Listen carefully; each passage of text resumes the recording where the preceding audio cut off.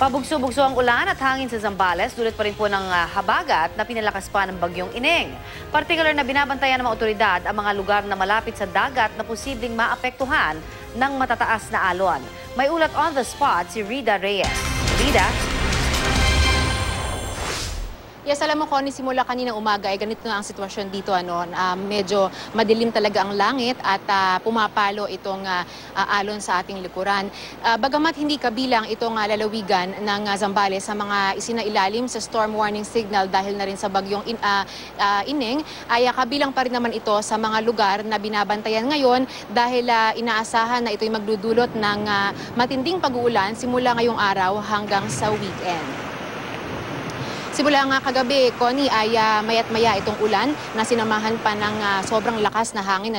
Pero bagamat maituturing pa raw na normal ang sitwasyon sa Zambales, nagbabantay pa rin ang provincial disaster officers ng lalawigan, partikular na sa 11 bayan na nasa coastal areas at na kinabibilangan naman ng 81 coastal barangays na inaasang makararanas ng matataas na alon.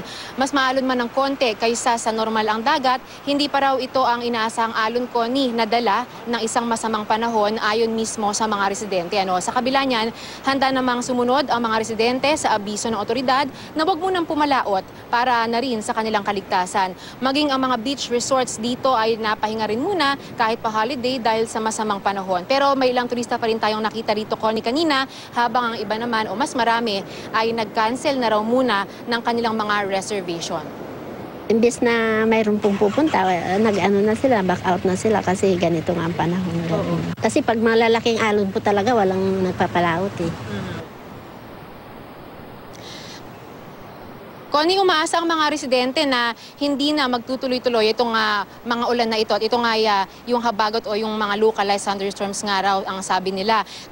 Dahil daw kung magtutuloy-tuloy naman ang ulan dito hanggang sa weekend, ang pinangangambahan naman nila ay kung hindi man yung storm surge, ay yung pagbaha naman, especially dun sa mga low-lying areas. Dahil meron pa rin part ng Zambales na mga bayan na nandun mismo sa ilalim ng mga bundok. Connie. Maraming salamat, Rida Reyes.